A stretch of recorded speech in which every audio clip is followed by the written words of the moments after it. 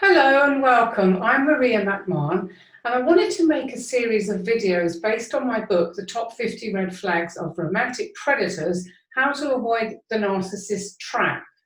Now that's a lot of red flags to get through, so I'm going to be posting new videos every Monday, Wednesday and Thursday until I've got them all done.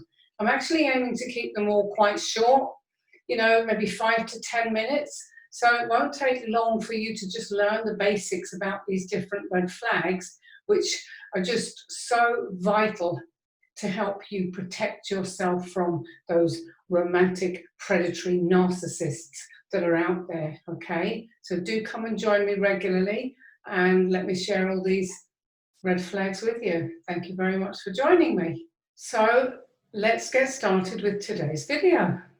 Welcome. So today I'm going to be covering red flag number 6, and that is that narcissists, when you meet them initially, they seem to instinctively know a lot about you. Now, most narcissists select their targets based on a set of personal characteristics that they know if a person has these, they will fall for the narcissist's fake charm. So they seek a certain kind of person, one who is empathetic, forgiving, kind, spiritual, loving, generous, or vulnerable in some way. Perhaps even someone who has low self-esteem or lacks confidence. And this latter actually make particularly good targets because they're actually really easy prey for the narcissist. Horrible and all as it is to say, it's like lambs to the slaughter. But how do they do this? And the answer is quite simple. They actually research you before targeting you. They want to know that they have a fighting chance of ensnaring you.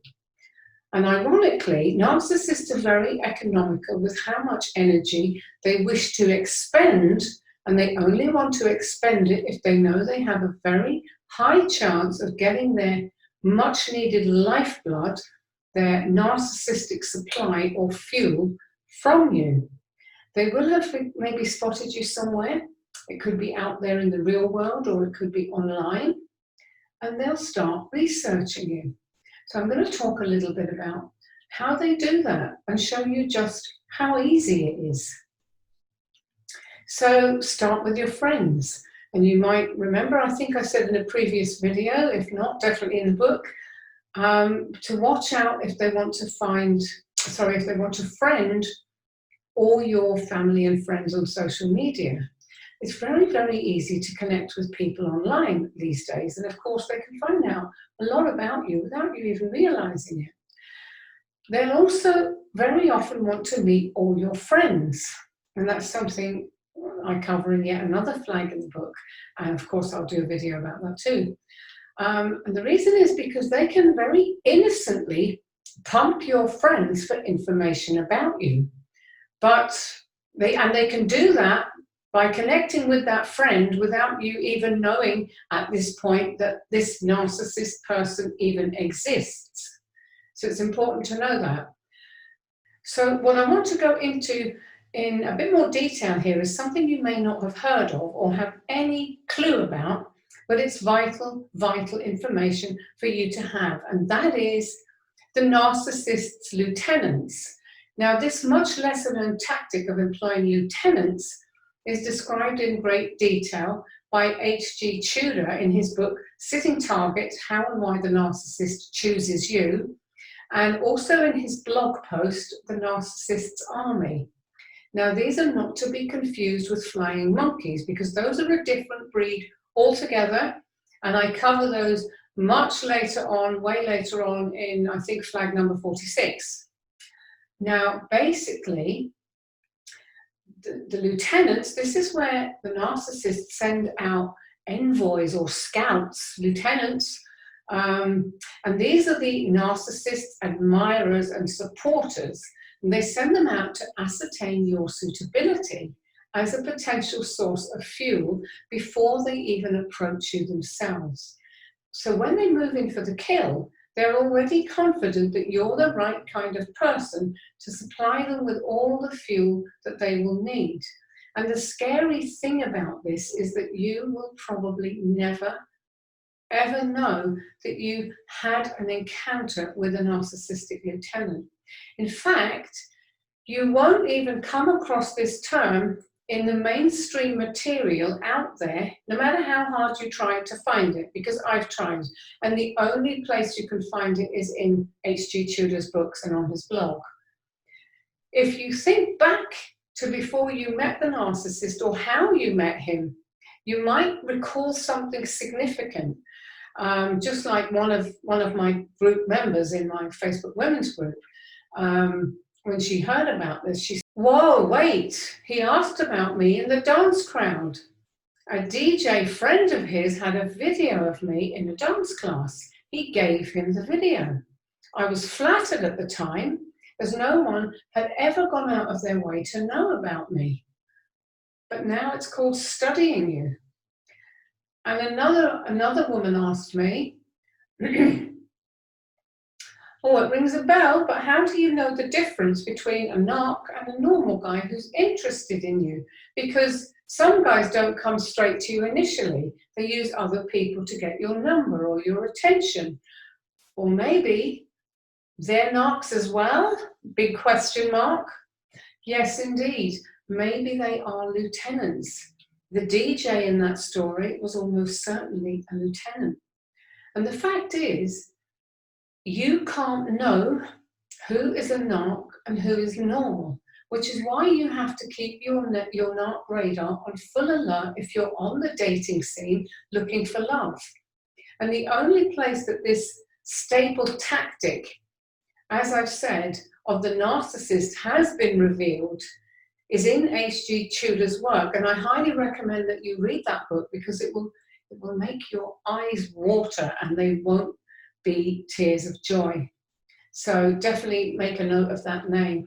I do want to quickly say, however, because I know this from dealing with people so much now to do with all aspects of narcissistic abuse, that his books can be very, very difficult to read and they can trigger you. So they really only are suitable for people who are very, very far on in their journey to recovery.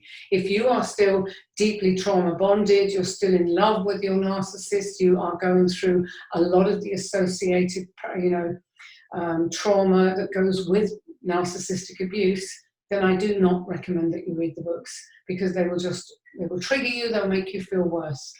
But if you are very, very far on, and I know plenty of people who are, it happens, trust me, you will get there, but you need to not read those books unless you're in that very strong, solid place of being very, very much or almost recovered and you know you can take it.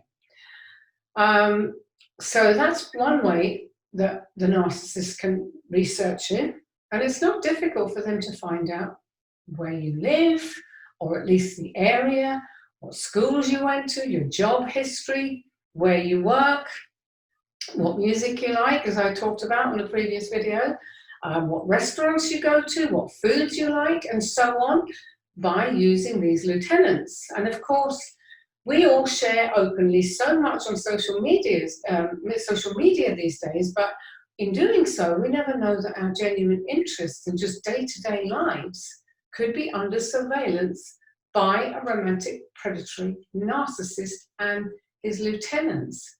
And it's such an ugly thought, it's such an offensive concept.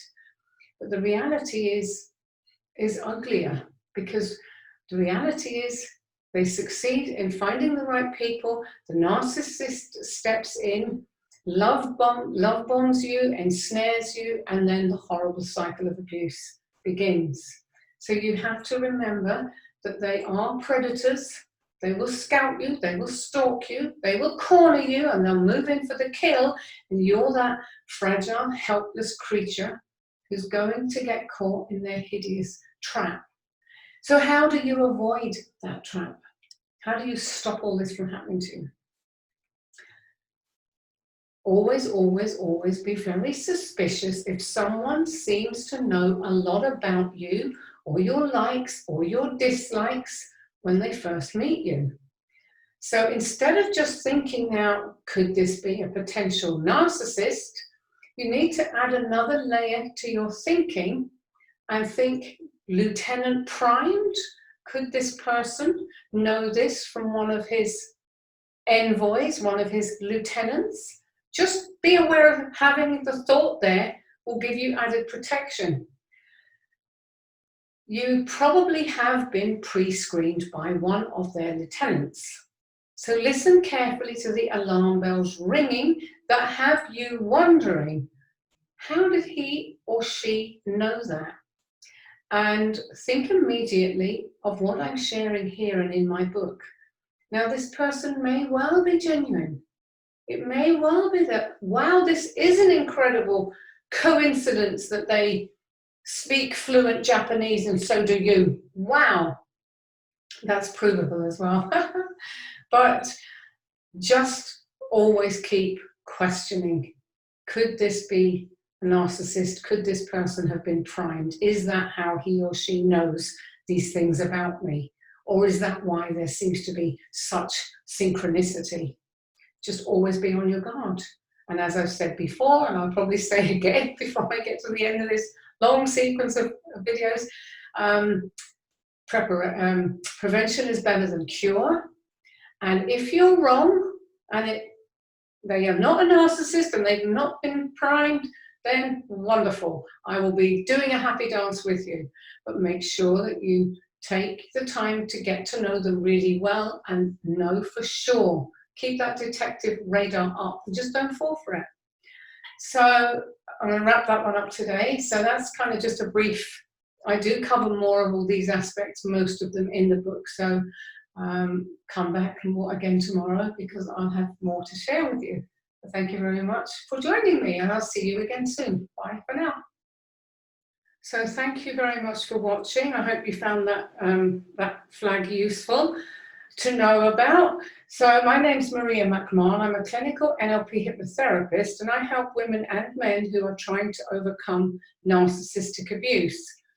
I have 2 Facebook groups. One is for guys, it's private group, guys only. One is for women, also private group, women only. So what I'll do is I'll put a link below the video, some links about how you'd like, if you wanted to connect with me, how you'll be able to connect with me.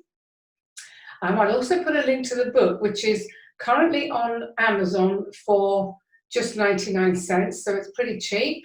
Now, if you found this video helpful, please like and comment and subscribe and come back soon for more red flags, because every Monday, Wednesday and Thursday I'll be posting until I get through all the 50. Okay, so thank you very much again, and I will see you soon. Bye for now.